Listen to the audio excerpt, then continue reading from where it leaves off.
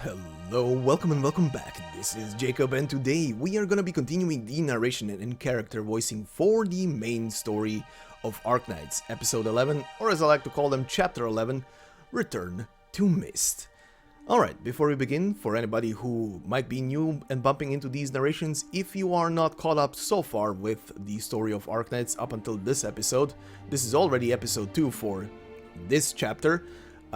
Playlists are in the description, including the 3 stories that are pretty much carrying pillars for this entire main story narrative are on top, specifically selected.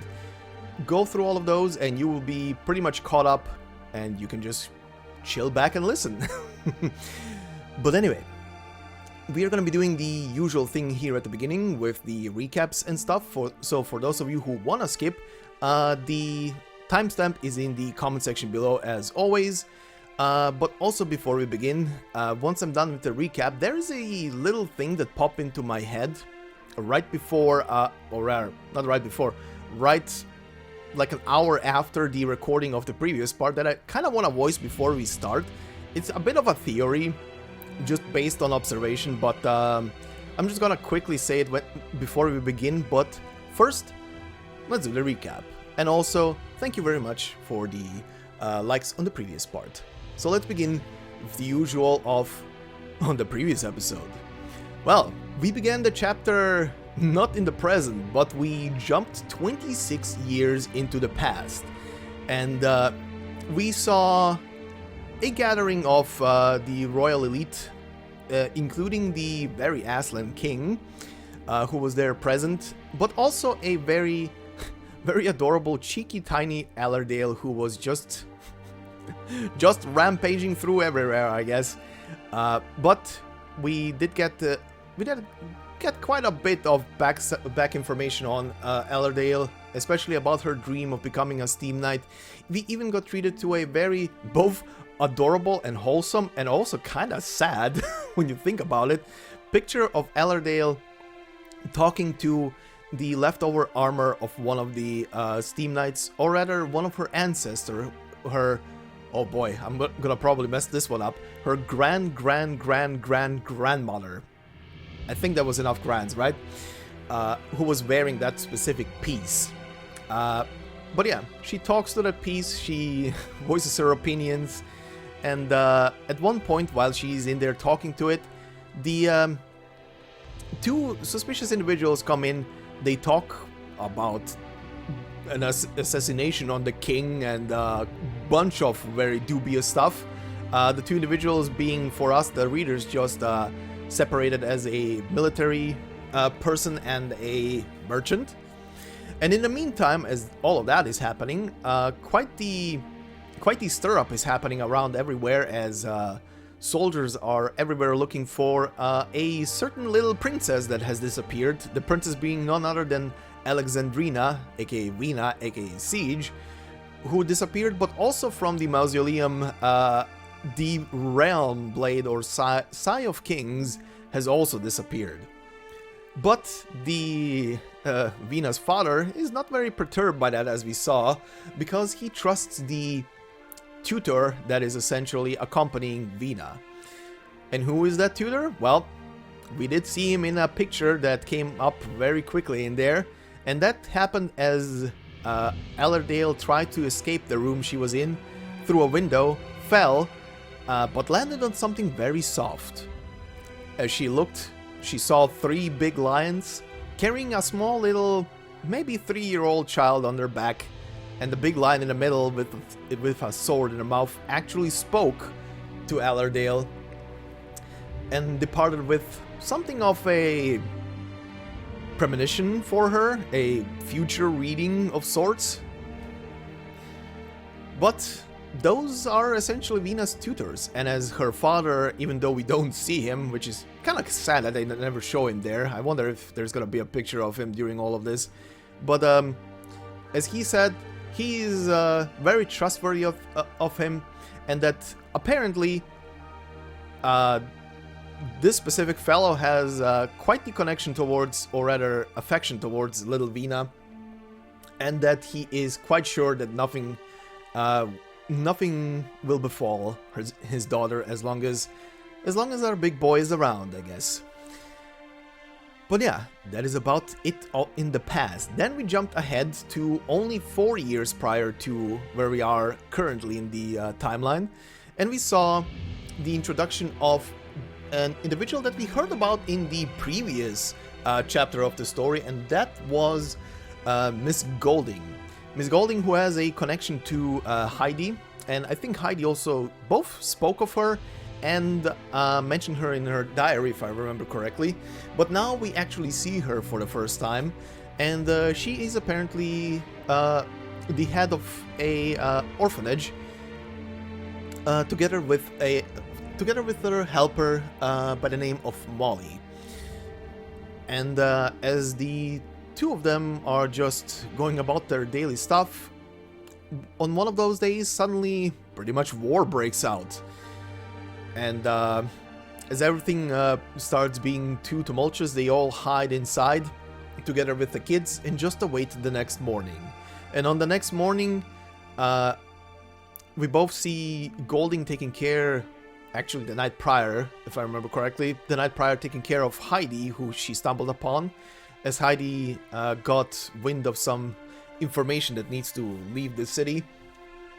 And also, the next morning, when everything calms down a bit, they see the Sarkas forces marching into the city. Then, later, we jumped ahead again in time, this time only a year prior to the current events, where we are, and that was in a munitions factory headed by a elderly woman by the name of Catherine, who is the grandmother of our dear Feist. And we've pretty much witnessed the moment where Feist decides to leave the munitions factory together with some compatriots, if they want to join with him, to go to the Self-Salvation Corps that just started to get steam over in Sudan. And him and his grandmother have a bit of a verbal back and forth, but Feist ultimately leaves. Catherine covers for him to Lieutenant Leto, who the next day arrives, basically, was it the next day? Let's just go with next day. The next day arrives with pretty much for the ceremony of handing over the rest of the factories over to the Sarkas. And as Catherine signs the paper and the Victorian flag gets lowered on top of the factory, she witnesses that happen firsthand right under the flag, while Feist looks on from a distance, and once he sees the Sarkas flag on top, with new determination just sets forth towards Sudan. And then we finally jumped ahead to our current time. We begin with a scene between Theresa and Theresis, as Theresis is listening to pretty much information that is being spoken to him over a radio. But during the conversation with Theresa, he has some very cryptic shit to say, and I already voiced my opinion my thoughts during that part over there, but that was some very spicy shit he said. But then we finally jump to pretty much the very moment where we left off in chapter 10, which was at the manor with Allerdale. And we see events unfold, characters just discussing the situation between each other, but also Siege apparently finally went to Clovicia to reveal who she actually is by birth. And yeah, this is pretty much where we are.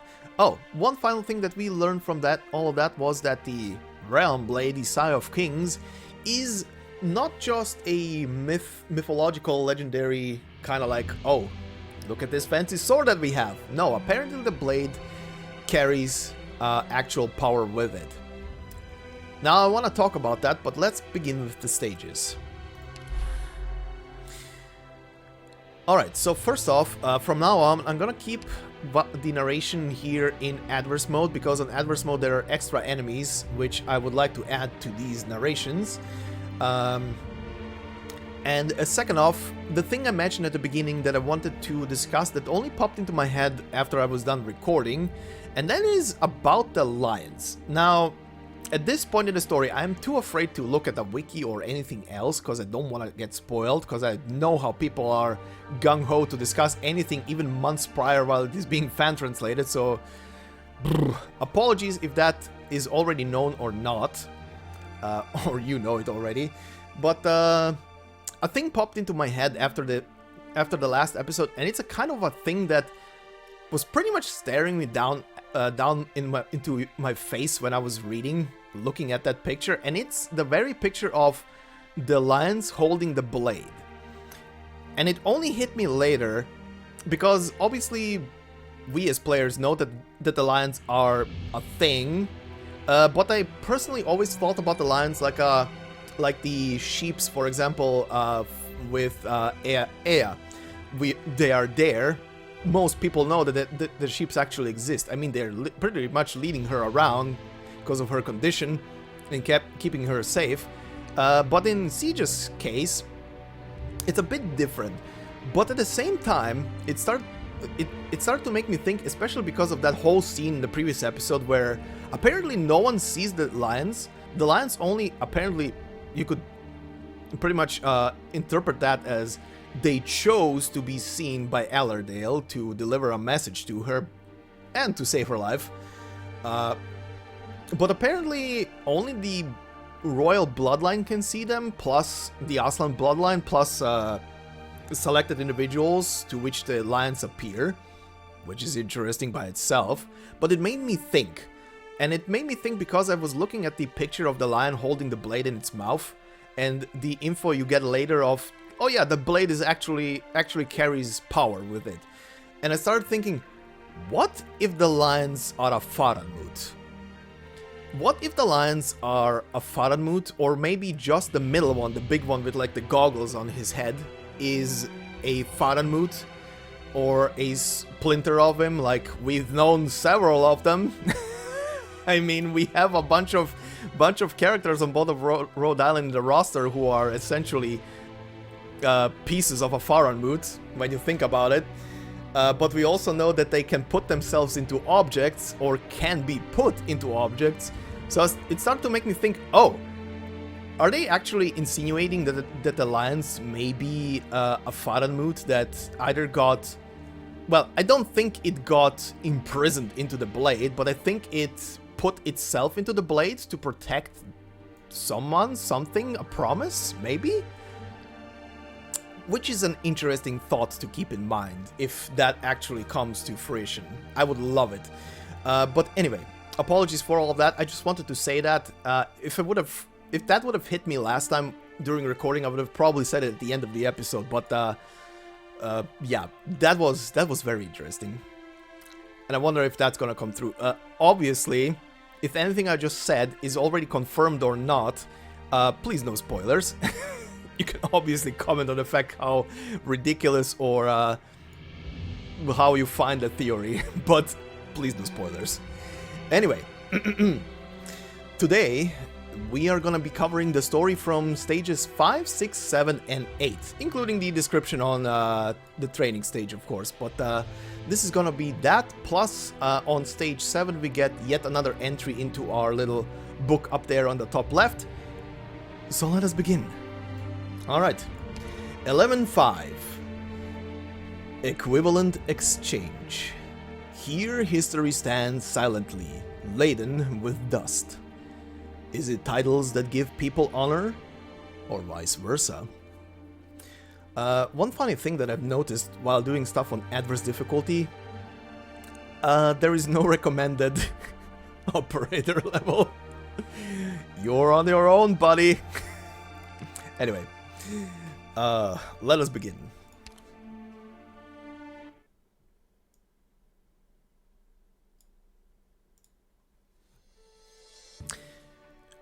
(1098), 2:55 p.m. Overcast, Londinium. Oh, one quick final thing before we continue. If you have not seen these scenes already, they started using some very interesting effects during scenes, and I am very happy. Anyway, Lady Golding, at last, you're back. Did I make it in time? Of course, you've rehearsed this play for well over a year, and this is the first time the children are performing the whole thing. We couldn't possibly start the show without you. I must find myself a good seat then. Children, are you ready? They all unanimously ready. Let's begin then. Lights. I like the borders. Act 1. Scene 1.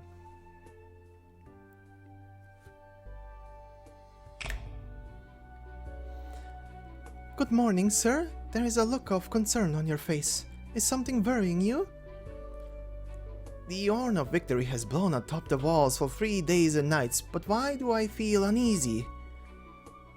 Has our great general not returned triumphant? Praise his bravery and fearlessness. Bravery? Fearlessness? Perhaps. But you did not see the light in his eyes when he returned. When he gazed upon the crown, he was like a condor wing circling above a limping meat beast. Greed can send the most kind-hearted men straight to hell. And the masses will forever believe he reaped only what he had sown. Getting history lessons in a very unique and cute way. These are our terms, Miss Allerdale. You need certain goods transported in Londinium, and this is nothing like what we usually carry. Both the quality and the weight are highly unusual. I shan't ask what it is you need transported and why you need them brought into the city, but you must know that the risk we will carry for transporting them is immense. And I'm certain you know there are not many men out there who can do this for you. The Sarkas keep a close eye on all ports of entry. Should they learn of the under-the-table deal, not one of us will leave Londinium alive.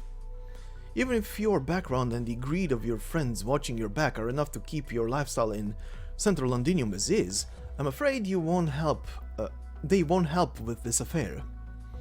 If you want this deal to go through, you must put something worth the risk on the table.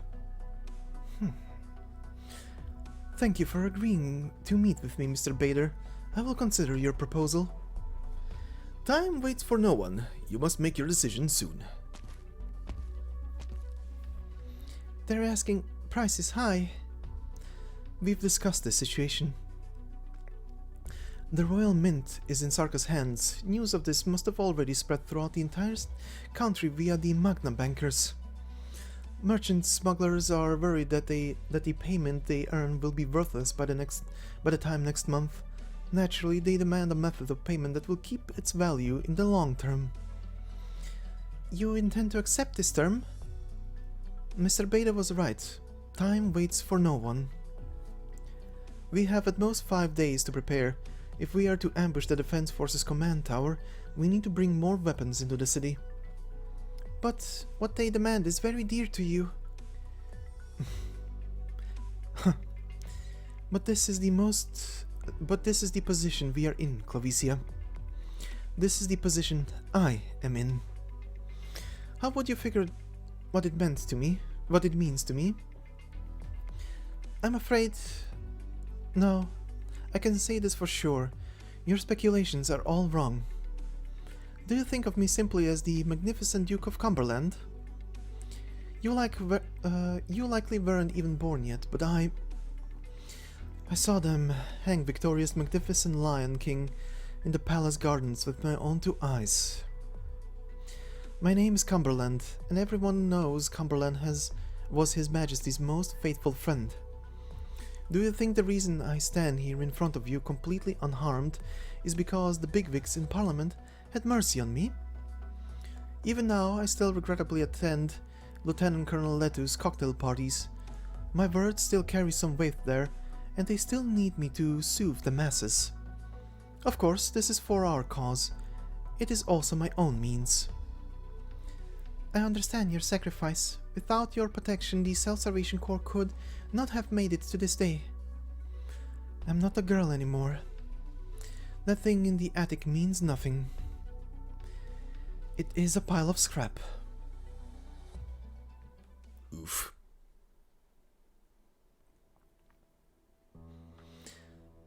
Alishi. And yes, that is Alishi. Same model as before. Well, same model, but they aged her up. And I love this change. Actually, I love that they used the original model and just aged her. Make the arrangements and have it brought down from the attic. You disagree with my decision? I dare not speak, miss. I demand it of you.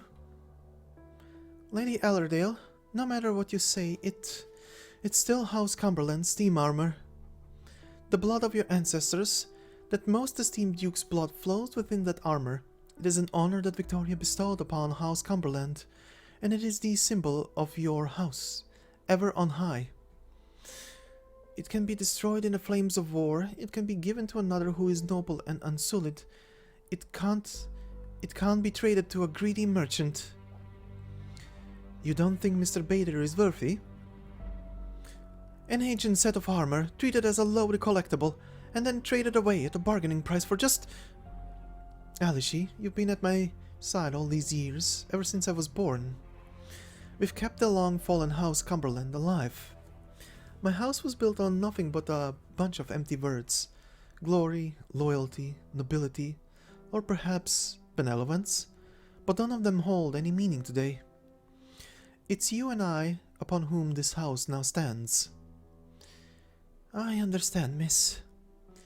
Have you gotten a letter from them today? Not yet. You know, the music of the past, as if it still rings loud in my head. This manor once hosted a king, but where is he now?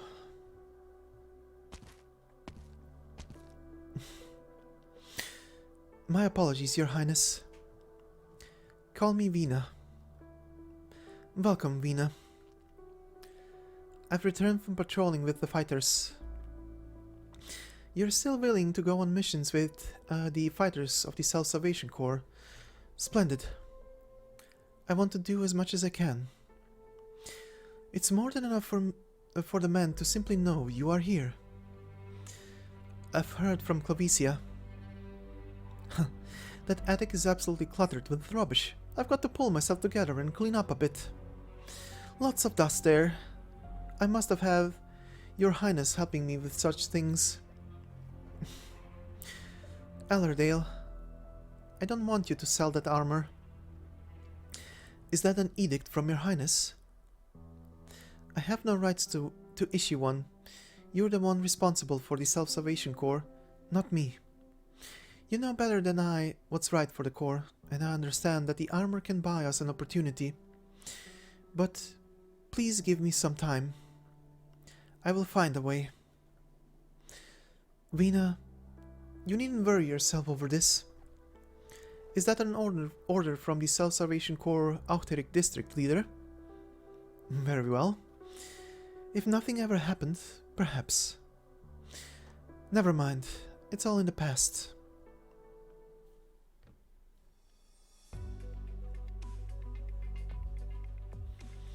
Lady Heidi? What is it? Do we have any news from Golding? Yes, she just sent us a message through the transmitter at the bookstore. It's been forwarded to your terminal. Good. Very good. She says she's safe. Everything in Auchteric is proceeding according to plan. Please send a reply. The doctor's squad has successfully slipped past the checkpoint and infiltrated Highbury, thanks to the mercenaries working with Rhode Island.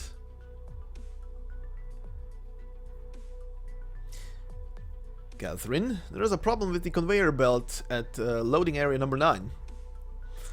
Let's have a look. There's a loose nut. Pato, I'm here. You're on shift today, and we're running shorter and shorter on time. What are you doing? If you don't speed things up, the Sarkas will smear your brains across the steel here. Sorry, Catherine. Now hand me the spanner. Okay. Here. Quick on your feet, all of a sudden. You. Long time no see, Granny. I'm back. Peto. Catherine. See your team leader after work for a write-up. What? You'll let unauthorized personnel into the factory's most important landing zone. You're lucky you haven't been sacked. Granny, this isn't Peto's fault. It wasn't him who let me in. Good. Peto, bring Tommy and Day with you to get written up. I'd better not see a single one of you trying to wiggle out of this. You and the strange character from God knows where next to you. Me? Come.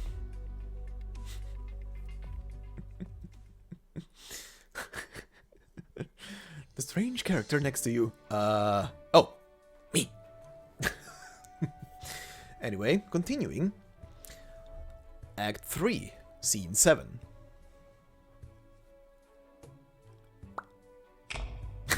I love this effect. Sir, why is the palace so quiet? Palace? What palace? You are facing the other walls of the palace. Move aside. Big heap of metal. You're blocking the sunlight. I'm facing nothing but an empty house.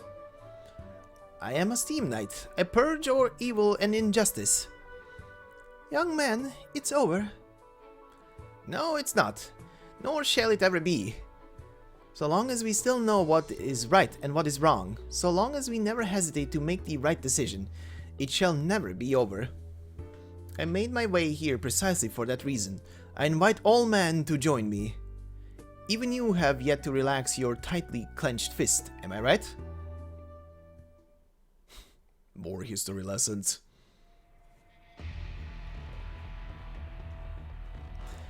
Mia, our cover's blown.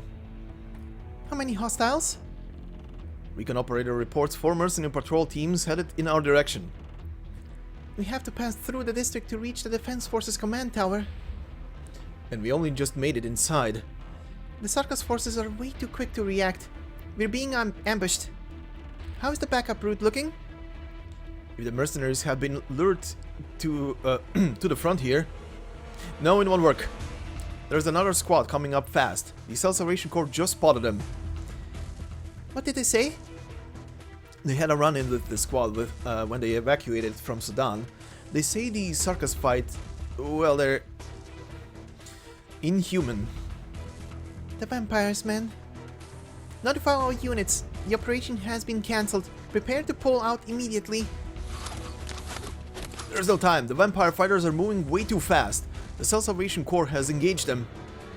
Change of plans. We're aiding the Self-Salvation Corps. Where's the Countess? What Countess? Don't play dumb with me. She's been with you a lot the last couple days. I have no idea what you're talking about, and I'm not talking, not even if you kill me. Another stubborn bunch. What? This? Bugs? Bloody... Hang in there, friend. Back in formation, don't let the bugs on the ground separate you. Defender operators, cover our allies' retreat. Rhode Island and the Self-Salvation Corps came here together, and so we will leave together. Alright. Very quickly, one thing just popped into my mind that I wanted to show you all while I was talking about the lions. Well, we know that the Realm Blade, again, sorry about this, but we know that the Realm Blade is named both that and the Sigh of Kings, but here is an interesting thing. Let me just show you. And this doesn't appear during the whole sequence here. The actual name of the blade. And no, I have no idea how to pronounce that. The only results I'm getting for this specific name and or word is Arknights results. And my God, my best attempt at this would be Kingasika? Kingasika? I guess. But yeah, very weird that the entire time they talk about the Sigh of Kings, but they never mention the blade's name, actual name, and they talk about the Realm Blade, pretty much in the same breath, but for some reason, when you hit skip and you get the short form of what happens in this very part, you get the actual name of the blade.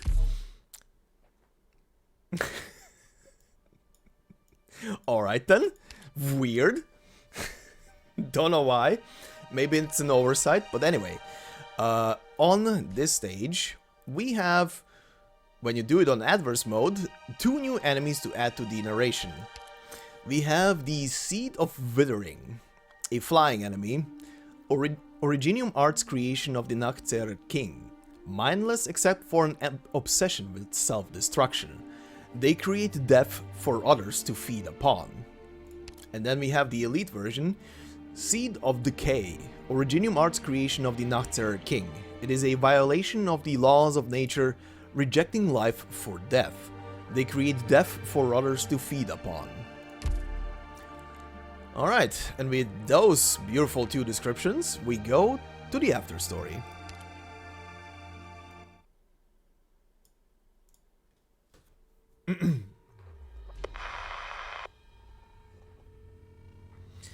We have a signal, Lamia.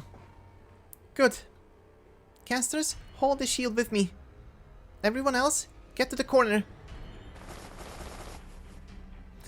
The circus casters raise their staffs together.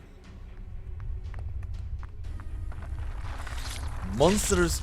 Ugh, that's squelching. Monsters made of blood rush up from the underground. The entire street opens its gaping maw beneath the soldiers. There's too many of them. Black lines cut through the flesh... Ugh, that's squelching. Through the flesh of the monsters, but even more rise again from the fallen, gnawing away at the arts, forming a defensive barrier. The fighters run for their lives, but the stench from the predator's jaws is never far behind. Finally, they make it into another alley, and find themselves face to face with an aura that is potent, pure, and fearsome.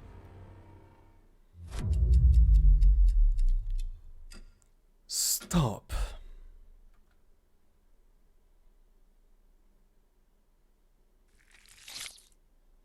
The bloody tide stops in its tracks. It was as though they ran into an invisible wall when they rounded the corner. The maggot-shaped art's creations smashed themselves into pieces, leaving bloody trails on the ground. The empty street is completely silent. Casualties? We're fine. We got out quick. I hope we've delayed the Sarkas, made things safer for Allerdale and Siege. Thanks, everyone, especially our Self-Salvation Corps friends. Thank you for being willing to take this risk with us. Commander Clovicia calls Rhode Island our most important ally. We're always ready to do what we have to. Plus, if this Rhode Island operator here hadn't helped us, that vampire would have done all of us in a long time ago. No need to thank me. I've seen too much meaningless killing in Londinium. I must stop my compatriots who have gone too far.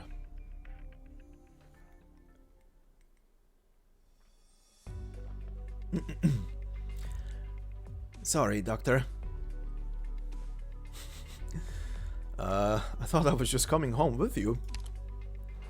I had a little fight with Granny when I skipped out of the factory last year.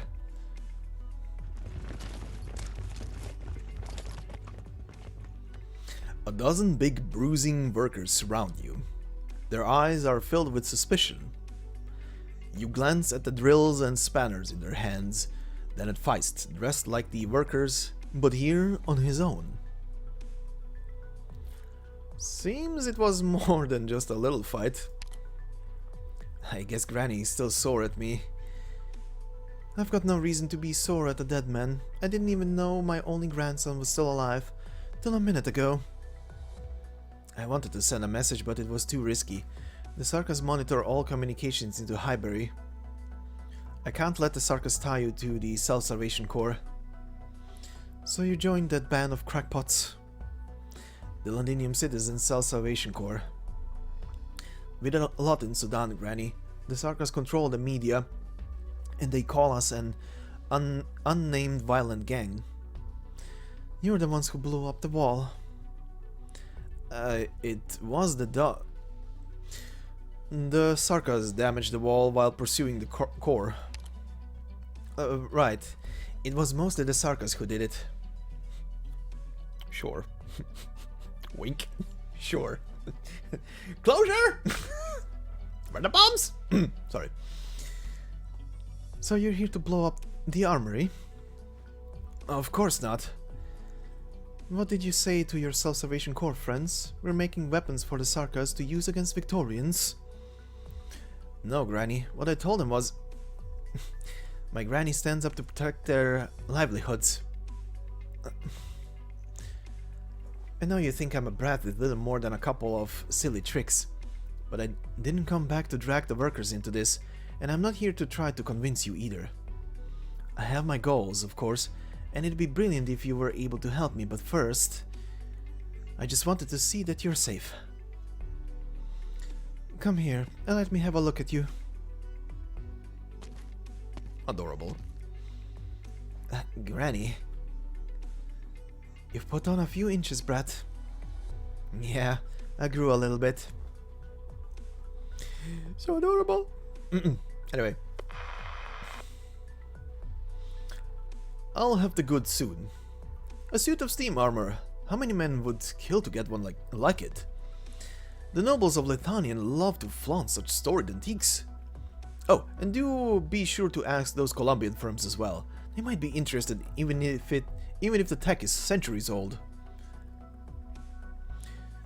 Getting it out will be no trouble at all. What business do you think I'm running in Londinium these days? The Sarkas are a gang of raving psychopaths, and they alone can't rule Londinium. I have friends in the defense force. They'll take care of it for me. I've heard it has a few external blemishes, however. I do hope that won't hurt the price. Why not chance the deal, if you're so worried about the price? Who's there? Don't worry, we just happen to be traveling the same way. Get this intruder out of here! Say, where are my bodyguards? I've asked them to take a short nap. You can go and wake them once we finish our chat. All of them, against just one of you? One? Oh, my, no. Look behind you.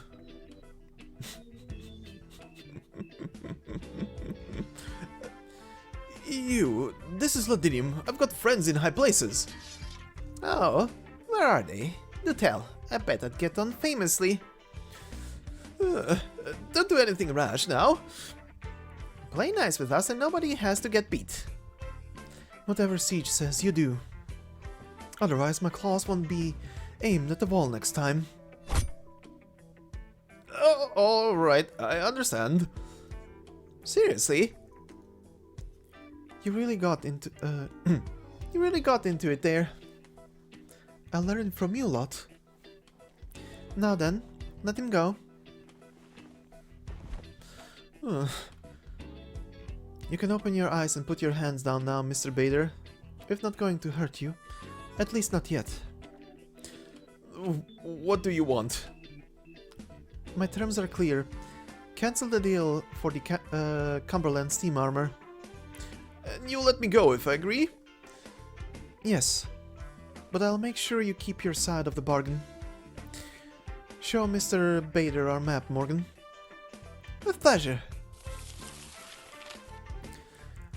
The marks of the map, those are my warehouses. How do you know about them? You don't pay much attention when you're out and about. You shadowed me. Correct. The Sarkas cannot be bribed. If they learn that you've smuggled so much contraband into Londinium through your connections, how helpful do you think your friend will be? Will he be in any position to protect you? you're considering tipping off the Sarkas. That may well get us all killed, but they won't have to know anything if you continue to work with us. Do I have a choice? I understand your circumstances and I appreciate the opportunity to work with you. You will be compensated fairly. Wait a second. What is your relationship to Ellardale Cumberland? Are you her attendant?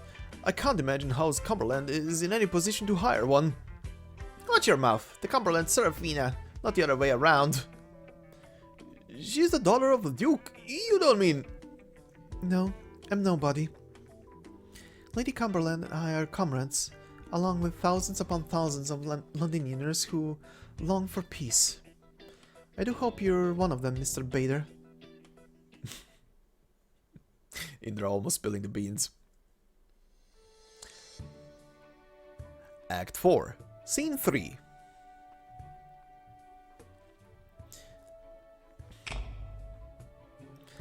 All those loyal to this land stand with me. The final battle against evil lies before us. Children, do you live here? Hide not in the corners and shadows, even if you cannot hold a sword. There is more to being a warrior than simply holding a sword. Open your eyes. Watch.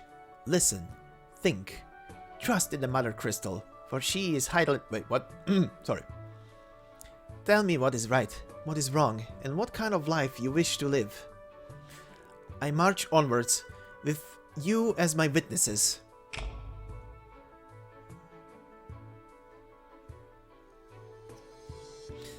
Brilliant. Look how good Ralph is, Lady Golding, how much he's grown, and to think he was a mischievous little beastling just 4 years ago. Yes, I'm delighted. A handkerchief, Molly? Handkerchief? Oh, yes, I can't stain my clothes with tears in front of the children. Oh, but I just can't stop crying to think that Ralph and the other kids will be leaving school so soon. It's time for them to leave, to have a rest, and us too. Yes, the final scene. That's the best part. Who's clapping? You didn't invite anyone to the rehearsal today, did you? The teachers cast their glances toward the back of the classroom. A man in military attire claps slowly by the door. What a splendid performance. Lieutenant Colonel Letu. I didn't think the commander of the defense forces would grace this classroom with his presence. Good afternoon, ladies. Letu has appeared. By the way, a thing again that I noticed only after the last episode, Letu is obviously a Liberi, but his feathers on his head are blending so well in with his with his hair. They literally just look like hair. It literally just looks like hair until you pay closer attention and notice, oh wait, those are wings and feathers. Whoops. Anyway. Stage 11-6. Culture unfolding.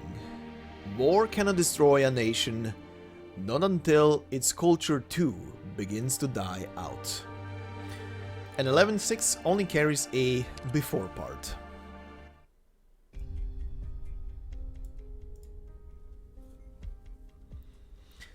What are you doing here? I said as much. I'm here to enjoy the performance. Stay behind me, children.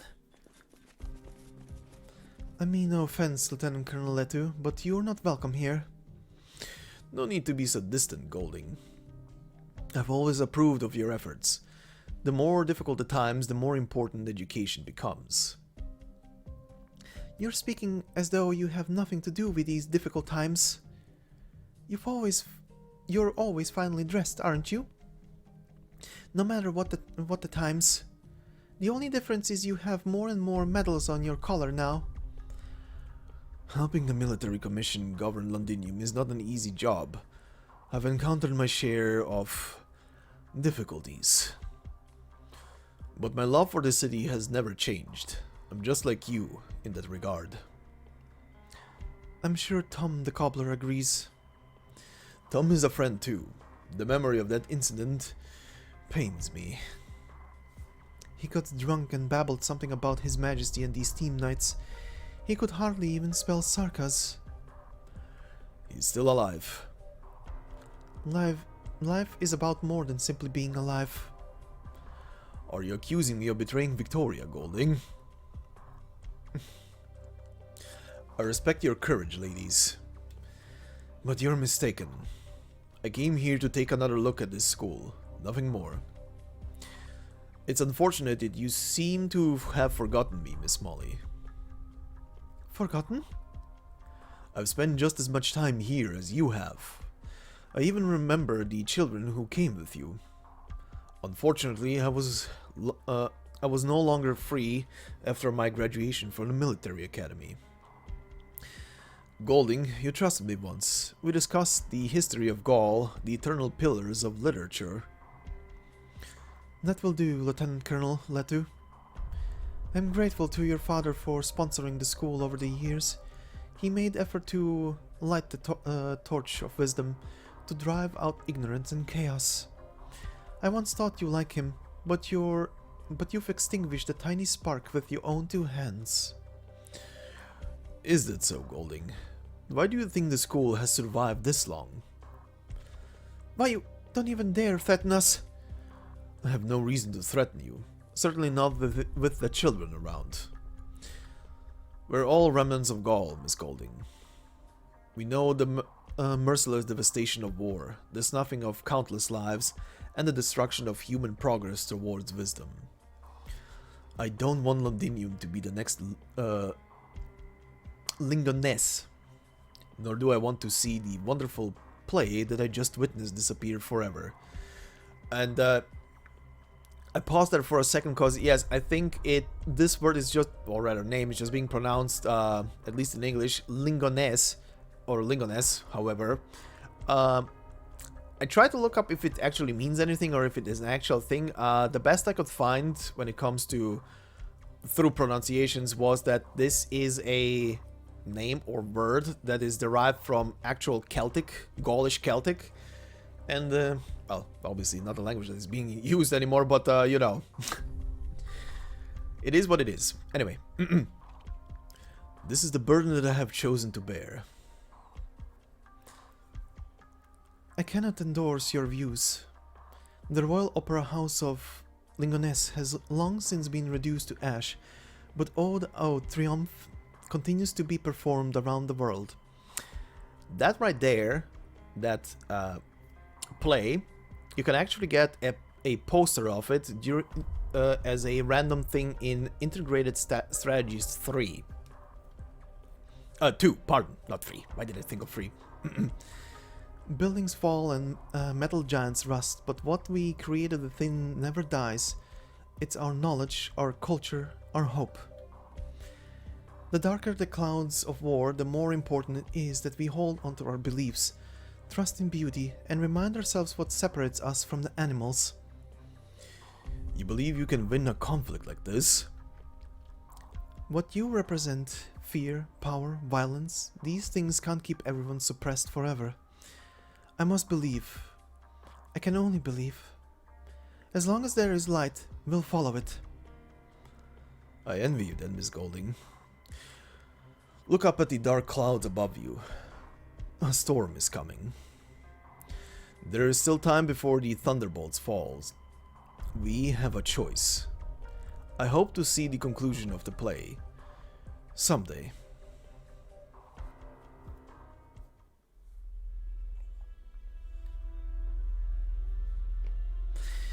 The commander of the defense force does not linger on the streets after leaving the school. He came alone. There are none of his men in the vicinity. She must find Adams and get the news out. No matter how amicable the commander looked, there must be a reason why he came to the school.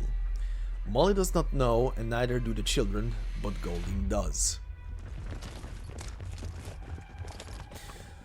Why are there so many Sarkas? The path to the bookstore is a familiar one. She has treaded countless times in the past 2 years. But today the path seems much longer than she remembers. She cannot see the end of it. She remembers the day that these Sarkas came. Can she truly change? I must believe. I must. Fear seizes Golding by the throat. She feels as though she is about to throw up. She turns and flees.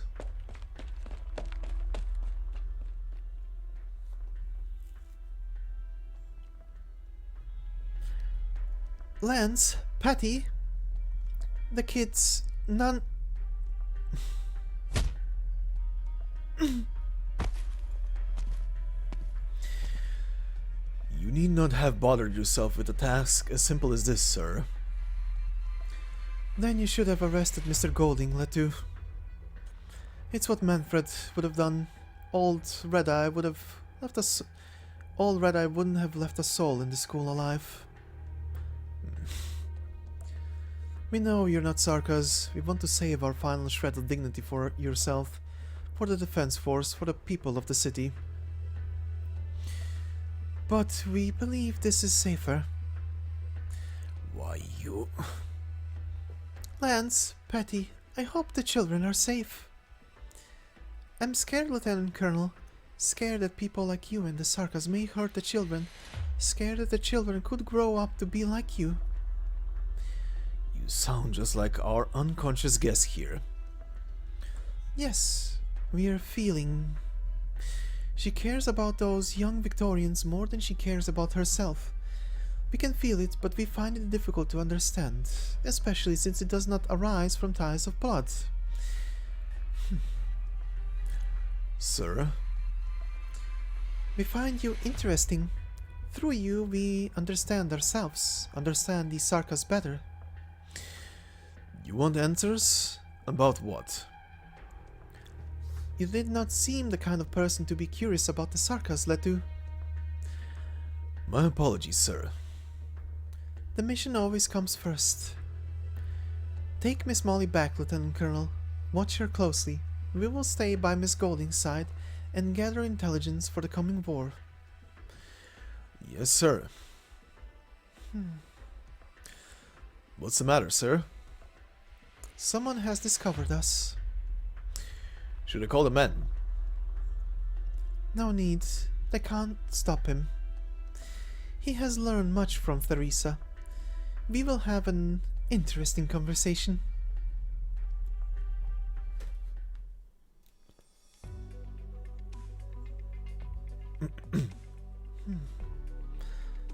Molly? Did anything happen while I was away?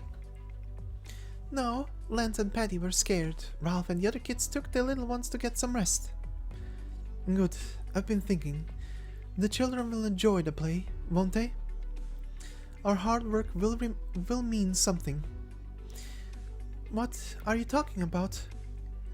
No, nothing. Don't mind the commander of the defense forces, Miss Golding. I'm not feeling well. I need some rest. Sorry, Molly. Could you clean up? Sure. There should be an end. There should be an end to the play. The Steam Knights arrived at the palace. The children will perform the final scene in a few days, won't they? Absolutely. There sure are lots of possibilities, so long as the conclusion of the story hasn't yet been told. But even a play that's been performed can be changed. People always look for the latest. You've been watching for a long time, haven't you?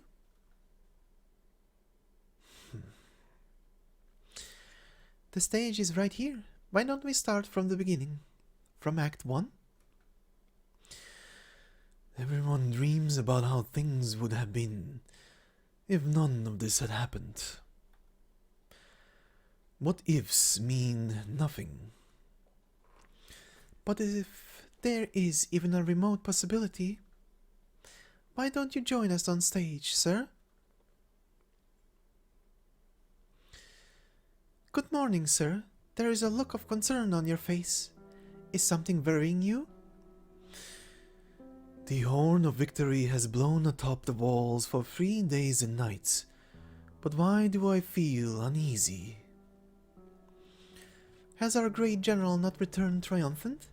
Praise his bravery and fearlessness. Bravery, fearlessness, perhaps. A call to arms united our spirit, but the prize was ruin and hate. You should have served a king, but you gave your loyalty to a thief. The mysterious spectre takes a step forward, his gaze moving from his counterpart to the distance.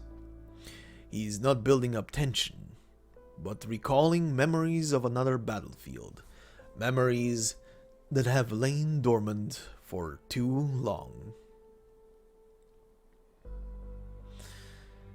It is not a king that I serve, but honesty and courage.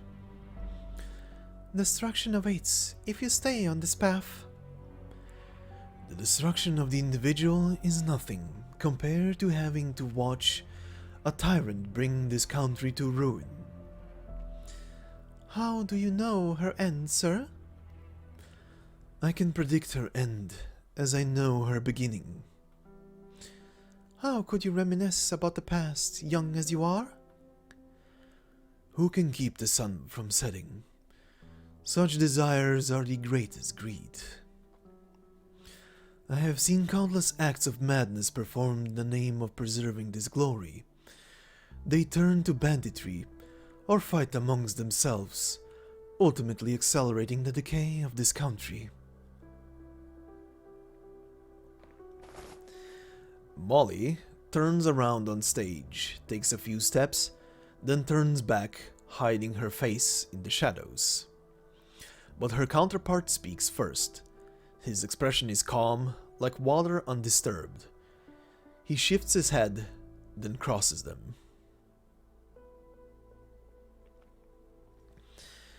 They will not admit that those who fall try to cling to the sunlight, but grasp only lightning. Must they accept their fall?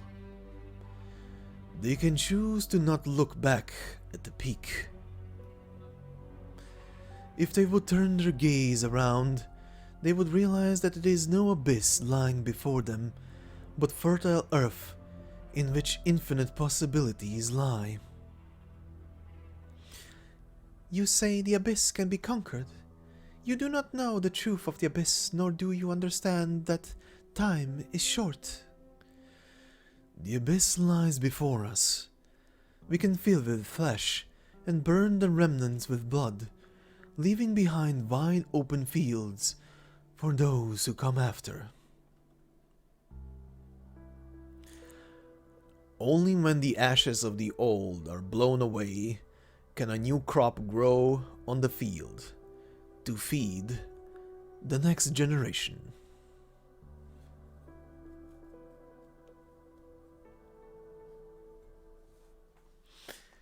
And into the battle stage we go. But, of course, we have some new things to add here. And that is the Sarkis Wither Caster, part of the Nachtzer army. They are able to heal their kin as they attack the enemy. Life is a constant cycle of devouring and sharing. Then we go over to the training stage, titled Twigs. It is an unknown that nurtures fear, so we must first take full stock of their essence. And this is where we get introduced to the Twigs that crave, which are these trees essentially that are spreading the corruption underneath them, and when you kill them, this guy pops out, called the Rot Eater, part of the Nachtzer army. The longer they remain on the battlefield, the harder they are to defeat, absorbing the enemy's strength as they grow increasingly deadly. Alright, we continue on to stage 11-7, titled Unto the Flood. When you look upon the battlefield and see children bearing weapons, what crosses your mind? That we are all fucked. I don't know. But we have one new enemy here. The doggos here called the Rot Chaser. Originium Art's creation of the Nocturne King. Fast moving, they do not understand the concept of healing. They exist only to create death, and the power of healing robs them of their powers. So yeah, essentially they lose the fast movement perk if they are healed. Anyway, we continue with the after part. We continue after I take a quick sip of my tea. Dry throat. Anyway. You saw it, Morgan. Would help if I would click into this thing. Jesus Christ. Apologies. You saw it, Morgan. The guards at the warehouse were so nervous that they didn't even see me coming. Alright, you win today. Take your jerky. Ha, knew you'd be cross. Next time you come, you can come with, and loser has to keep guard. They're staring at us. Who? What are you staring? What's this about? Get out of the way already. I need a drink from the kitchen. Thirsty after all that work. You shouldn't have done that. You mean lure away the circus patrol, giving your people a chance to escape the warehouse? Yes. Funny way to say thank you, or did I hear you wrong? Our comrades in Sudan are grateful, and so are we. The mission went well, but why did you have to burn the warehouse? It belongs to a Victorian merchant, not the Sarkas. The Sarkas were just occupying it. Huh, those fat cats are as cowardly as they're greedy. They want to keep the Sarkas. I'm happy to make them suffer for it. Help the Sarkas. You do understand that you're driving them into the arms of the Sarkas? Even better, more than just warehouses to burn for those traitors. That's gangster talk, not the way of the Self-Salvation Corps. Do you still insist on working with these people, Lady Isabel? My name is Dagda here. It's just Lady Dagda. When Lady Ellerdale introduced you and Her Highness to us, we thought... Siege told you on day one that it was the Glasgow gang working with the Corps, not Her Highness Alexandrina and the Knight of the Tower. Do you really want to be seen as a hood? Do you really want to see a hoodlum lead us, even take the throne? What shit your brains gives you the right to say that about Weena? So we're back in its place, Morgan. We're underground. Many of us would rather follow you and Cumberland. Stuff it. I mean, you've said your piece. As long as we still had a stand together, you should not speak ill of our fellows. Sorry, I spoke out of turn.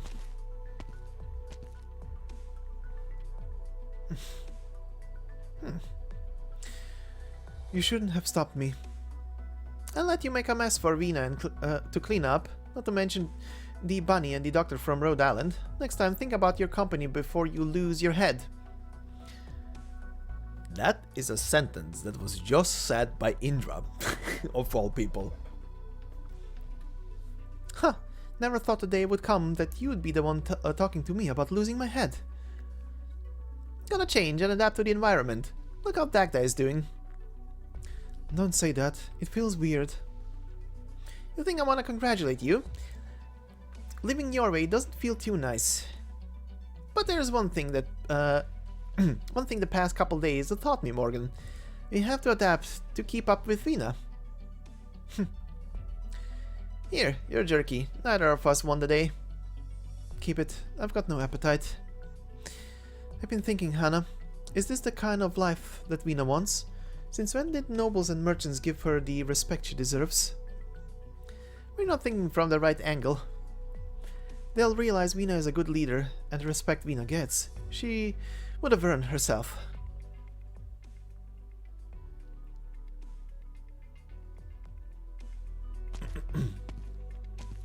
Oh, Lady Ellerdale, finally. Sorry, I've been busy. I heard you were looking for a buyer for the steam armor. The news reached you quickly. Only rumors, only rumors. A friend mentioned that a suit of steam armor from Londinium might appear on the market, but the transaction fell through at the last minute. I see. I would not recommend that you sell something so valuable too easily. It's hard to get a good price under current market conditions. Thank you for the advice. I'm just trying to do something useful with what little assets my family has left. I understand. What little money we have means nothing to the Sarkas. Has the banquet not yet started? There's no need to wait for me. We can't have that now. You've been the pillar of Central Londinium for ages. It's all thanks to you that we're alive today. How is one even supposed to negotiate with a bunch of lunatics who don't care about money? You flatter me, sir. I'm just a nobody who spoke up a few times at the unjust treatment that those like you have received. No, don't say that. House Cumberland will undoubtedly rise again under your leadership. Yes, the past is in the past now. When Londinium knows peace again, not to say that she's not at peace right now, of course. In any case, House Cumberland will have our gratitude. Lieutenant Colonel Leto is here. Both of them, we salute you. It's an honor, Lieutenant Colonel. You have not graced us with your presence for many nights. We are most grateful for your efforts to keep the peace. I've come into a few bottles of excellent wine. They may not have been so impressive in the old days, but in the times like these they are a rarity. I'll have my butler bring them to your residence. Ladies and gentlemen, there will be no more banquets from this day forth. The military commission will be interviewing you soon. Good luck.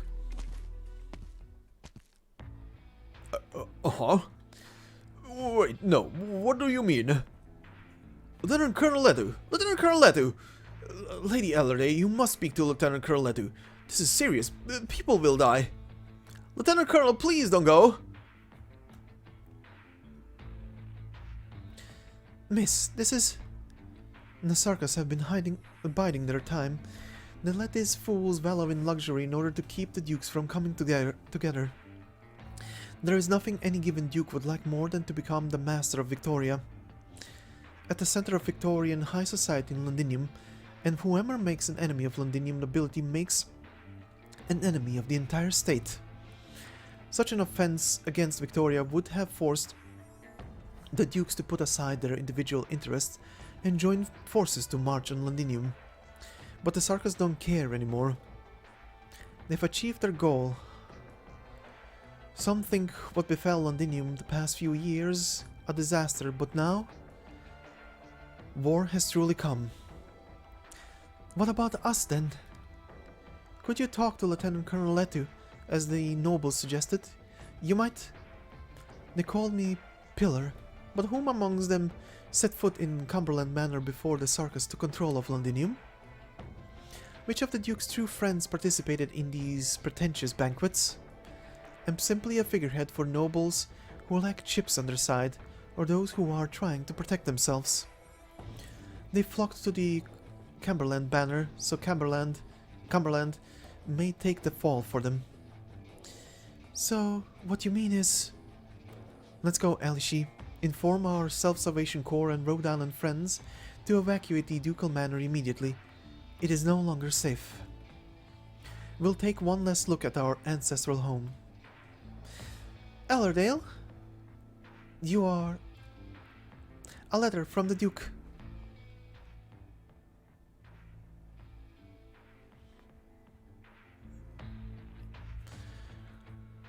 A few days in Autheric, then Highbury. Look at all those factories and houses packed tight together. Never seen a place so cramped. Can we go back to Central Londinium after this mission, Captain? And do what? I don't know what Manfred was thinking, hiring kids like you, who've barely taken a life before. I'm not a kid. I did a lot of jobs back in Colombia with Grimm, when he was still around. Grimm, I have to babysit now because he got himself killed in Sudan. I should have taken his head and nabbed the bounty beforehand. Weren't you friends? It's not my job to teach you how to be a mercenary, kid, but it is yours to read the map. Where do we go next? Munitions factory number 11 is just ahead. General Manfred gave us a pretty long list. These are all older workers who know something, right? Just take them somewhere with no witnesses and kill them? I would kill everyone in the factory, but if it were up to me. All that crap about killing only the ones who know anything. Does he have any idea how much trouble that is? Well, he's the boss. Whatever, put away the list and let's go. Oh boy.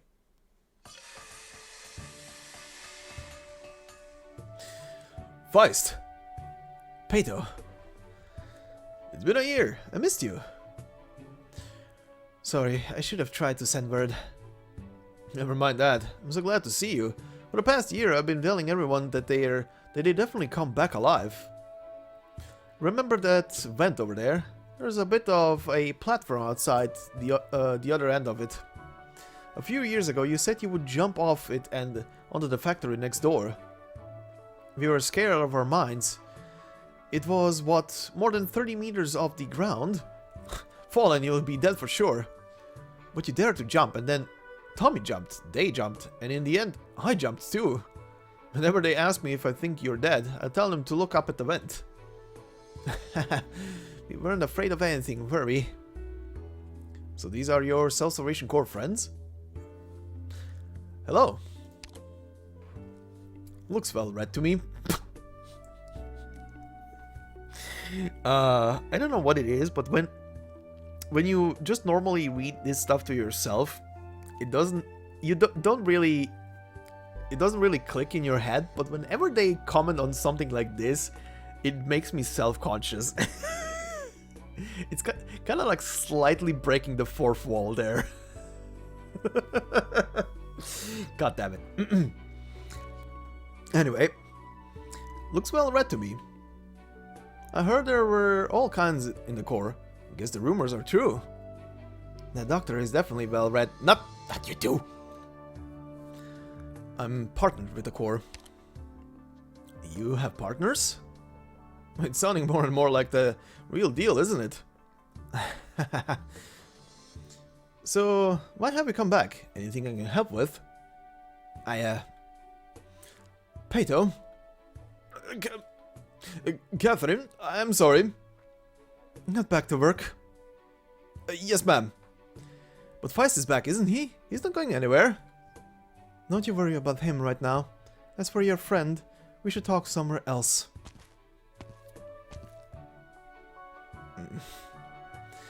Don't blame Catherine, Feist. She's been protecting us from the Sarkas for the past years. It's thanks to her that we haven't lost anybody. There was one time when things got really bad, and she called on the leader of the defense forces to mediate. But the Sarkas have been putting more pressure on us, on Catherine. I know, Pato. I don't blame Granny one bit. When I joined the Corps and truly understood what I was facing, I knew what a difficult decision Granny had to make.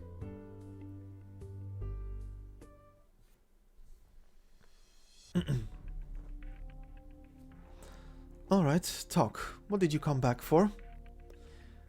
We're looking for something. Something? Yes, a hidden Sarkas supply land that's fueling their mad war. We are certain the line ends here in the industrial district. We need to find it.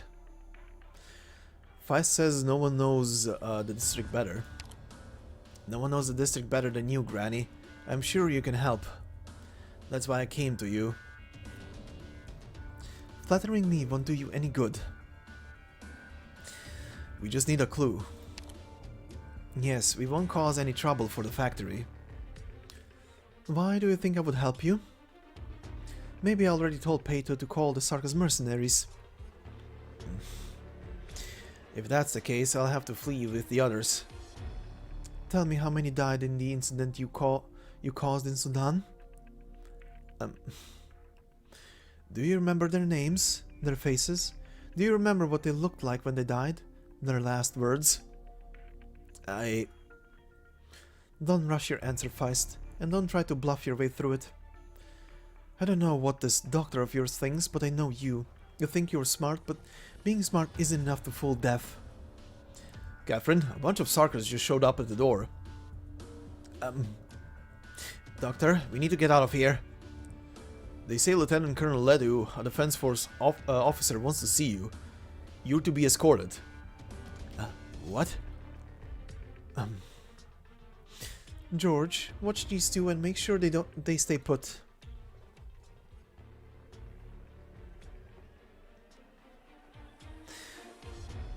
Care for a smoke? Don't bother trying to butter me up. Lieutenant Colonel Letu wants to see me? Yes.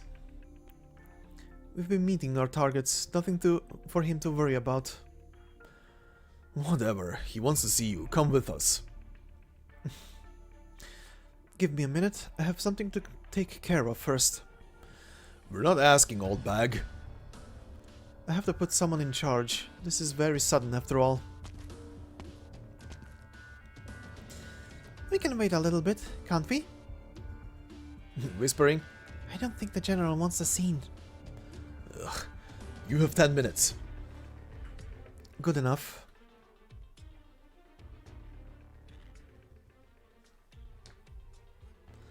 Granny, why are they looking for you? None of your business. But... Shut up and come with me.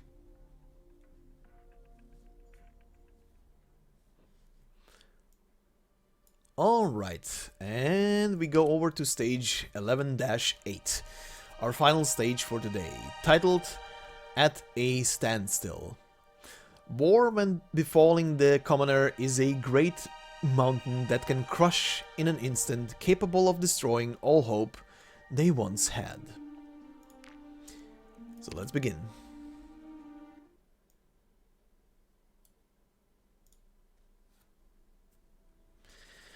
Feist thought he was getting a talking to. He was ready, thinking about what he could say to move the heart of the stubborn old worker before him. Catherine has seen too much. Her temper is hotter than the machines in the factory. His cleverness with words has never been of any use before Catherine. Her fierce gaze sees through all, turning his wits to mush. Feist feels a familiar sense of helplessness. He always turns back into a little boy before his grandmother. Clumsy, excitable, prone to saying something he instantly regrets.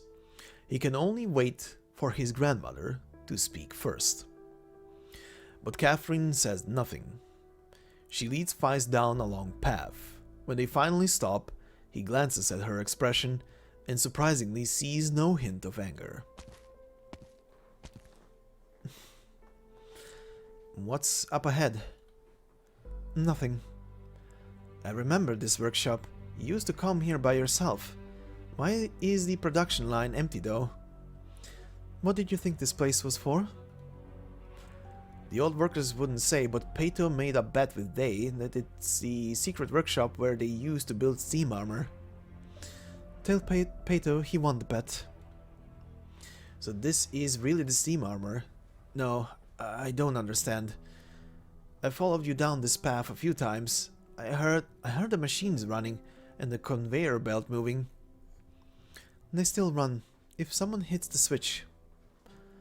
Why was it abandoned? Because the steam knights disappeared? No, even without orders, these machines are too dear to be left idle. Why? Why indeed? The aging worker pats the machine, as though she was asking the cold metal.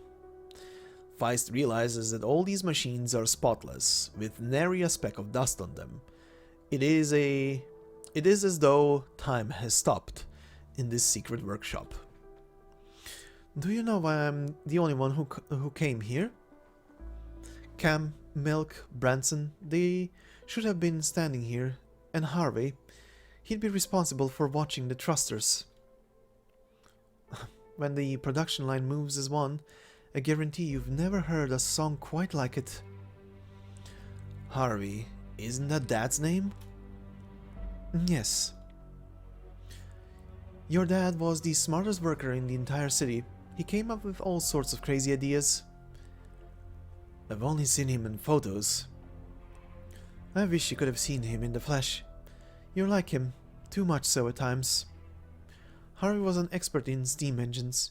He was like an engine himself, going so fast that I couldn't keep up. I should have kept up. Didn't Dad go missing after getting caught in some business on the streets? That's what you said whenever I asked. Some business. If what happened 26 years ago could be called as much. 26 years ago? Didn't His Majesty... Yes, Londinium fell into chaos overnight. The nobles were at each other's throats, and the dukes led the way. Lots of factories got hit, especially military ones making steam armor. We were forced to stop work. Harvey, he was young then, almost the same age as you now. He loved the factory, and he loved the city. He left the factory with the other workers to protest against the nobles. He wanted the dukes to hear the voices of the workers and protect our livelihood. Naive, wasn't he? I think back on it, on quiet nights. Was it a cold one in December? Was his blood warm when it came out of his chest? Dad did it for his ideals. You want to say how noble it is to sacrifice for your ideals? The leader of your Self-Salvation Corps and that doctor of yours, is that what they say when they mourn their dead friends? It's what Commander Clovicia would say. As for the doctor is even more quiet than usual at times like those, but I can feel the pure, heartfelt sincerity. The dead are in no position to appreciate their greatness. As for the ones they leave behind, these words of consolation are like cigarette smoke, light and fluffy, comforting for a moment, but when it leaves your lungs... She takes a breath, a pause, then breathes out again. The temperature is not low enough to leave a white fog. Only one thing is for certain. 41 workers walked onto the largest street in central Londinium on that night 26 years ago. None came back.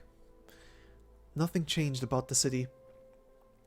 The nobles, the wealthy, they pretended nothing happened, but this workshop would never be the same again.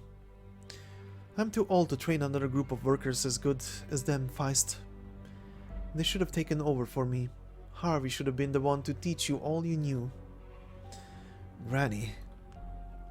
Believe it or not, I've never blamed Harvey, and I've never blamed you. But think about it carefully.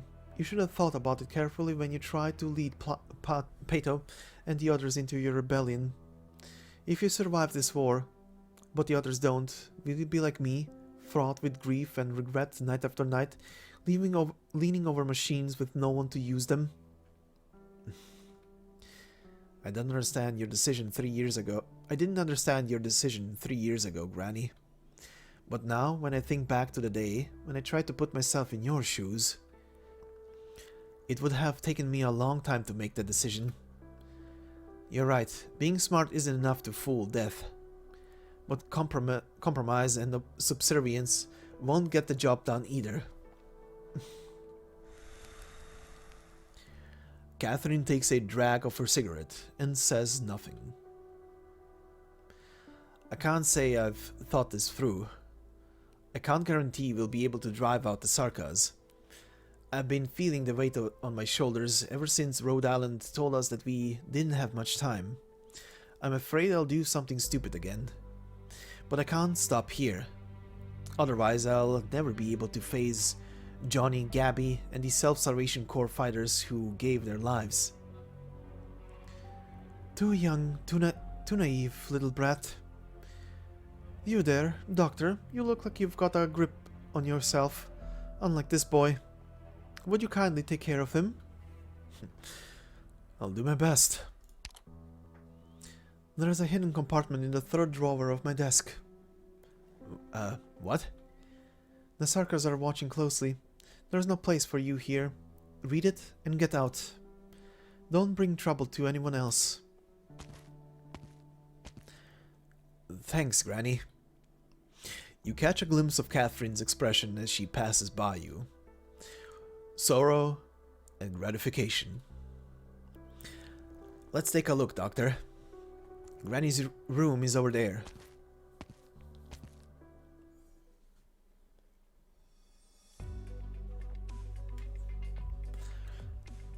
Do you have the goods?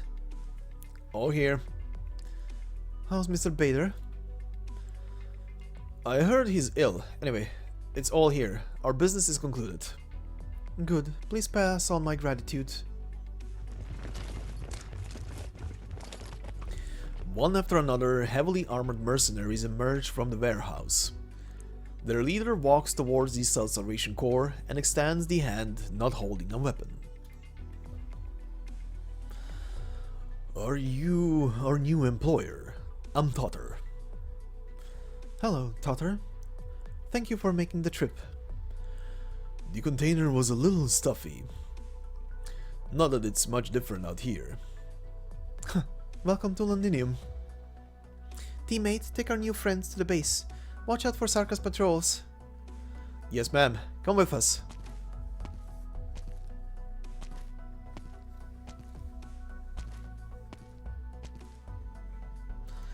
The scales tip ever slightly in our favor. We don't have much time left, Clovicia.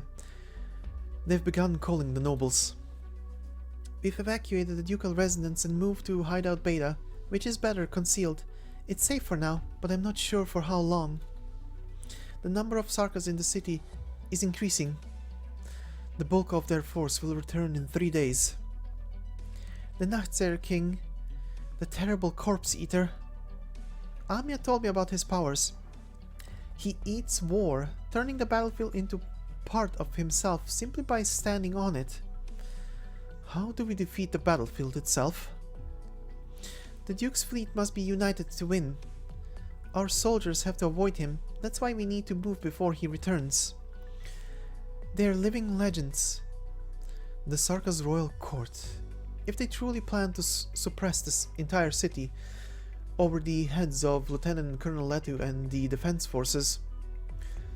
You're good at math, Clovicia. What are the chances we triumph over these terrible legends? Very good then. The Self-Salvation Corps didn't come this far by crunching numbers. The fighters are doing their best. Whatever may come, at least our hearts are as one. Aren't they, Allerdale? Huh? Oh, yes, of course. What are you thinking about? I'm thinking... I hope tomorrow goes as well as these past few days have. Red flags. Raising them high. Don't you think we've been going a little too smoothly lately? That's a good thing, innit? Good things don't happen on their own. I agree with Vina. You get lucky once, sure, but not every time. Hey, those men have been loitering for a while. The man on the corner glances at them briefly. He should not have been able to see so deep into the alley, but he suddenly pulls back his gaze and briskly walks away with his head lowered. Dacta? Yes. Tell Allerdale. Tell all the Corps to evacuate the warehouse district immediately. Yes, Siege. They want to know why. We are being watched. No time to explain. Dacta, Indra, Morgan, proceed with the plan.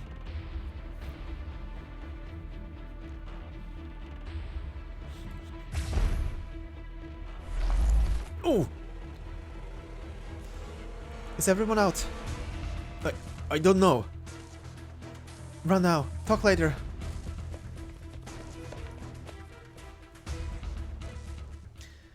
Alright, that brings us into the battle stage. And of course we have new enemies to add here, which are essentially just the elite versions of prior enemies. For one, we have the Sarka's Wither Caster Captain, elite member of the Nachtzer army, experts at healing their kin as they attack the enemy, Life is a constant cycle of devouring and sharing. And we have the Sarka's Royal Court Elite Caster. An elite caster of the Sarka's Royal Court, Sarka's witchcraft is often more dangerous in battle than war machines. Their skill and discipline are second to none. Alright, but we continue on with the afterstory.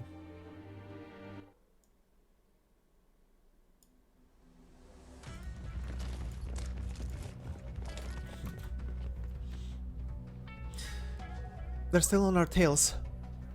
You should go. Someone of your station shouldn't risk her life for us. Would you say the same if it was Ellardale or Clovicia? You're different. Heads down. Huh? Hey, look, they're using more effects. Siege's hammer swings through the air, barely missing the fighter's head.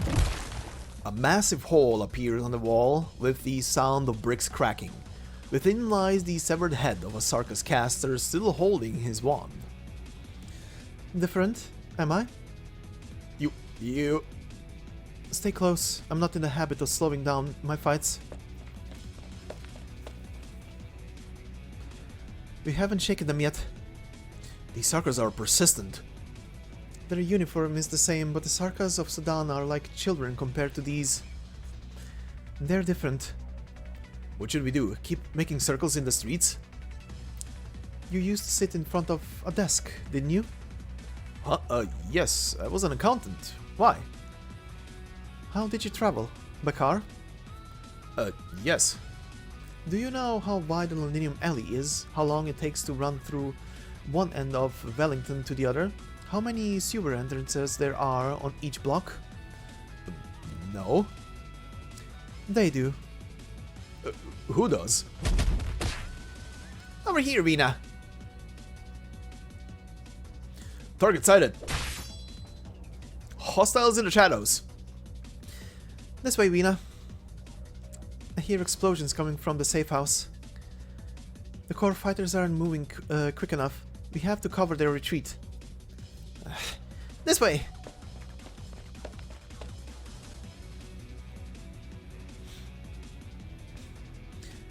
Siege. Dagda, what's the situation? Clovicia evacuated with most of them. Ellardale. I'm fine.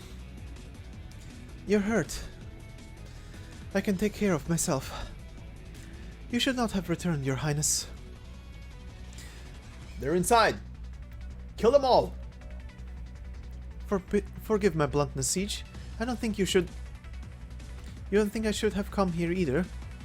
No, I don't think you should be at front. I don't think you should be at front by yourself. Allow me to stand by your side from time to time. Very well. Come forward, Dagda. You need to rest, Ellardale. The daughter of the Duke of Cumberland can't lose to the daughter of the Count of Manchester. I know Ellardale and Dagda better. I have a feeling, I read that earlier as well, but I have a feeling this is a typo and should be someone else's name, like Indra or Morgan. Probably Indra and not Ellardale, because she's literally just says, I know Ellardale and Dagda better. For like who she would trust in a battle like this. So I presume this is a typo here, so Then I'll step by your side as your friend Ellardale. Or maybe it meant something else, I'm just misinterpreting it. Bah, whatever.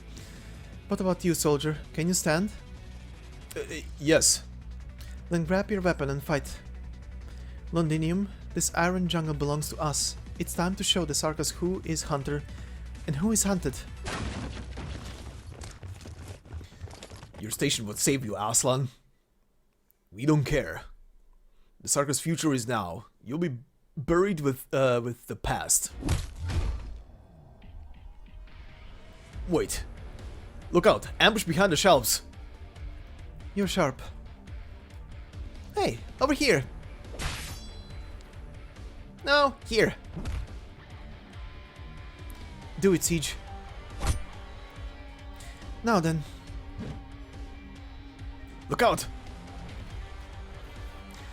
Flashy, but pointless. Playtime's over. Drop your weapon and you can die a quick death. Make things easier for both of us. Sorry, I got careless. No need to apologize. The Sarkis gazes at Siege, and Siege gazes at Ellerdale. She raises her hand slowly, her hammer falls to the ground with a bang. She winks at Ellerdale, who raises the corner of her mouth. Wait, wind? But we're indoors. On-screen effects.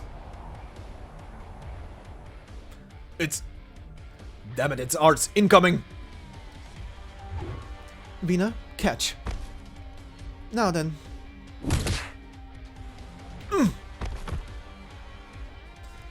Are you alright? I'm in a good mood, at least. The warehouse is collapsing. Pull out! Surround them outside! Your safe house doesn't seem so solid. Safe houses aren't meant to be impregnable fortresses. Follow me.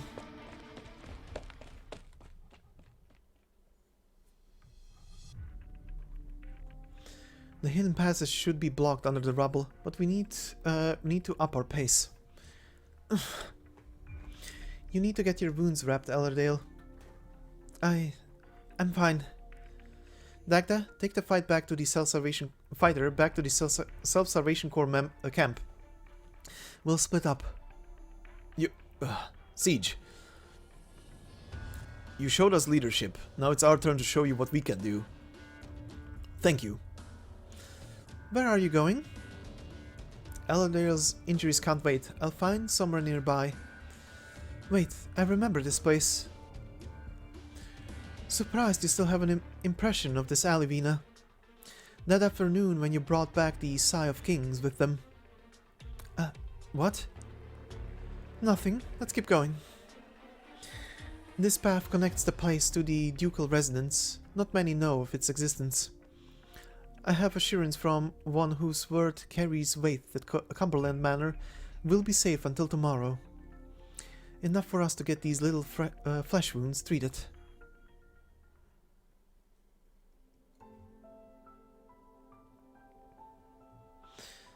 Vina? You knew I was there? I know what sounds I should hear from outside my room. My dear Lady Vina, staring at me won't heal the wounds on my back. Would you kindly change the bandages? Right.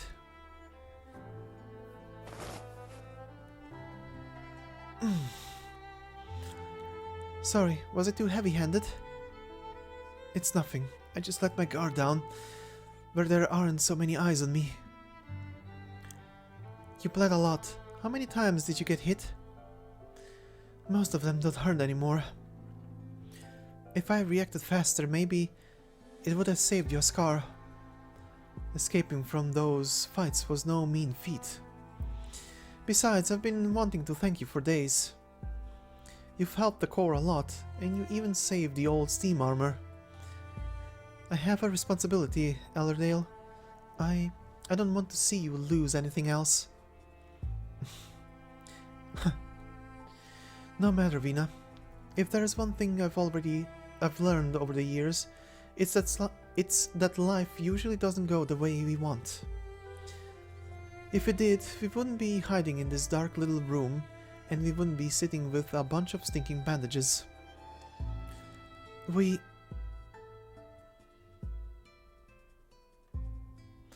Let me think. We'd be sitting in a garden, drinking tea together, discussing poetry and the weather. We could go hunting. The alcorns are plentiful in the countryside this season. They run fast, but stop and stare when they see a crowd. Do you like hunting? I don't know. I've almost forgotten how it feels myself, but I'm guessing you don't like dancing, at least not at those onerous dance parties in the social season. I don't like them either. The dresses are so much stiffer than hunting attire, and so tight they rob you of your appetite for the banquet. I can imagine. And... what? I'm thinking the hunting outfit would look better on you. Vina? Yes. Perhaps we should have seen more of each other. Much more. Fate robbed us of a beautiful life against our will. Luckily, we still have the future. What's the matter? You look surprised. I'm talking about the future. You don't do that often? Back when I was running for my life, I hardly ever thought about the future. The past was in my dreams, and the future, it was in a fog where I couldn't see anything. This is not a flaw, Vina. It's a virtue. Nobles like to talk about the future, but most of them are concerned about the dinner menu. It's not because they've grown numb to life, not because they understand how precious the present is. Like the present now? Yes. Like the present now.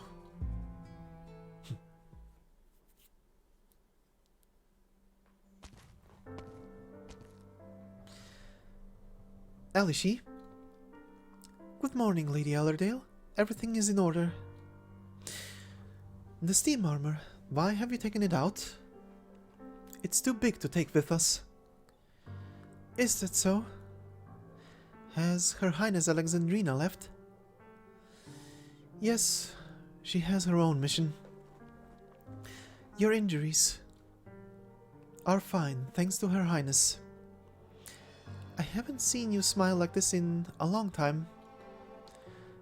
Am I being too calm before the storm? It does bring back long-forgotten feelings to stand with Her Highness and the others. It's been some time since I encountered someone I could trust.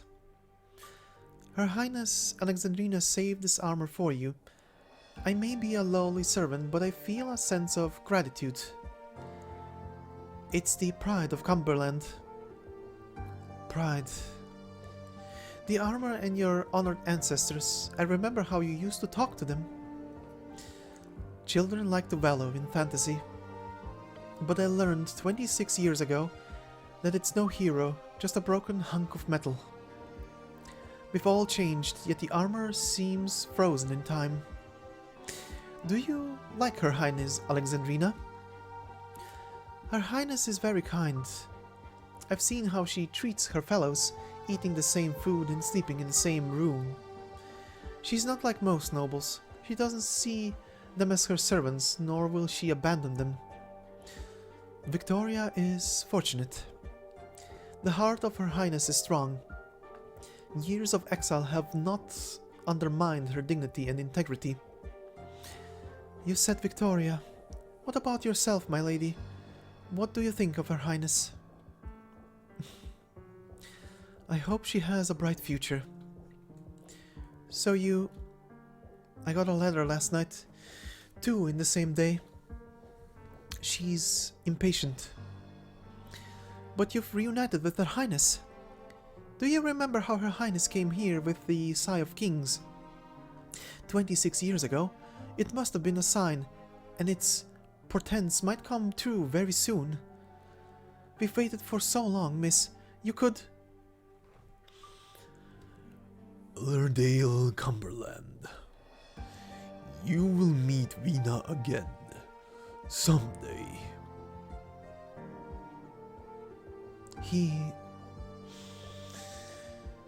I've long since given up waiting, Alishi. How long has it been since Jim left? He returned home to County Peninsula the year after the incident. 25 years. We haven't had a gardener for a quarter century. I used to love the bushes that grew here. They tripped me from time to time, but the tiny golden flowers that bloomed from them were so beautiful. The first batch all died the winter after Jim left. Mother sent people all around and learned that it was the noblest breed from Minos. The money it took to buy those seeds would have fed an ordinary family of Londinianers for half a decade. Your garden remains beautiful, even without that particular kind of bush. I tried, Elishi. We all tried. You toiled tirelessly, summer and winter, in order to keep the garden in good shape. But without those seeds, our garden would never return to its former glory. I sent her a letter the 5th New Year's Day after Dad died. Her reply included the seeds that House Cumberland could no longer afford. Elishi, we've always been living like this. If the Duke was here... She always had tricks up her sleeve. No, my lady, I meant your father. Father. I can hardly recall his voice now. Perhaps it's only in this garden that I remember how he held my hand, taught me how to swing a sword, knocked me down, then picked me back up, and set me on his shoulder. I wanted to persevere them many years ago, Elishi. I tried everything I could. The garden, the armor, and the shadow of my father. But there is nothing worth less than want. I remember how I wanted to become a steam knight when I was little. Elishi, sometimes, just sometimes, I think growing up is such a cruel thing, isn't it? With the exception of a lucky few, we all become tired and unremarkable adults. Always treading carefully, not daring to speak our minds, grasping at straws when the waves are rough, and even letting go of the ones we find. What did you want to be when you were little, Elishi? Not the servant of a fallen house, surely. No, it's an honor to be by your side. I want the truth. Well, I suppose I listened to a lot of bard's tales when I was little.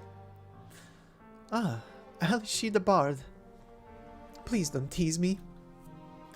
Growing up means toppling, crushing, turning to dusty possibilities that we thought were within our reach when we were little. And here we are. Can I preserve House Cumberland's glory? It passed beyond my reach a long time ago. I, Ellerdale, am who I am now.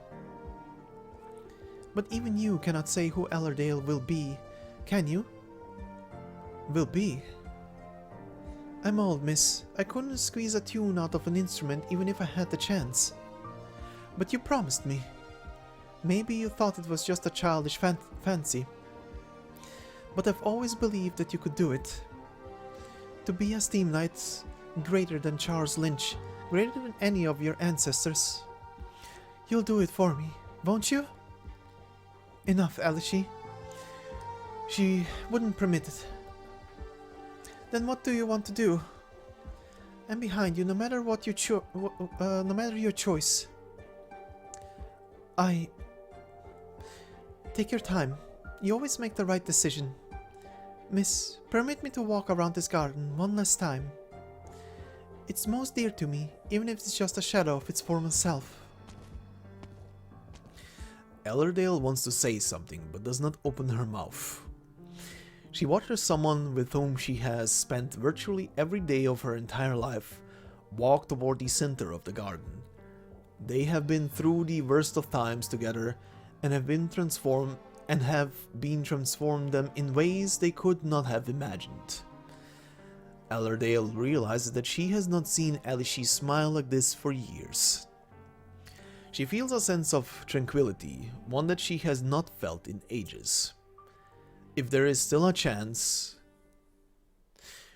Suddenly, Ellerdale's attention is drawn to a speck of orange in the distance. It rapidly draws near, and she feels the temperature around her rise. Elishi, quick, we must... In an instant, the manor is engulfed in flames.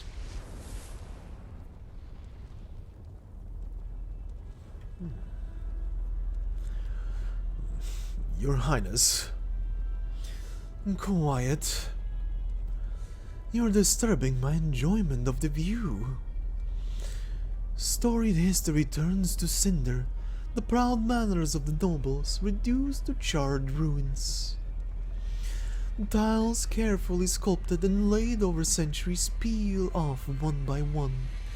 Flowers collected from all the corners of the land wilt and wither. My orders were to investigate the nobles. Are you not happy with what I'm doing, Commander? Do you not enjoy the flames? Does the sound of blood evaporating not interest you? Hiss, hiss. Listen and savor, Lethu, my friend. I'm examining every drop of blood, as is my responsibility.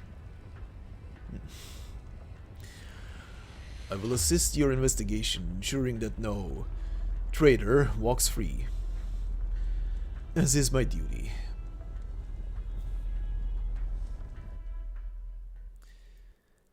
And that will be the end for today.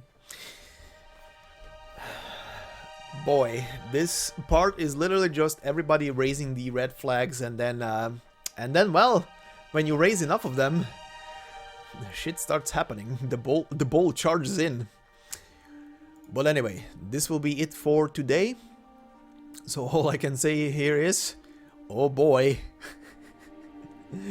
Oh boy, looks like shit is about to hit the fan, and especially because we get our little first scenery change in the background here. Oh boy. Anyway, thank you all for listening. I hope you enjoyed this part and are looking forward to the next. And if you are new to the channel, please consider subscribing. It would help me out immensely. And if you like this video especially, leave a like. It helps probably as much as the sub. But anyway, thank you very much. I hope you have a fantastic day wherever you are, and I will see you in the next part. Until then, bye bye.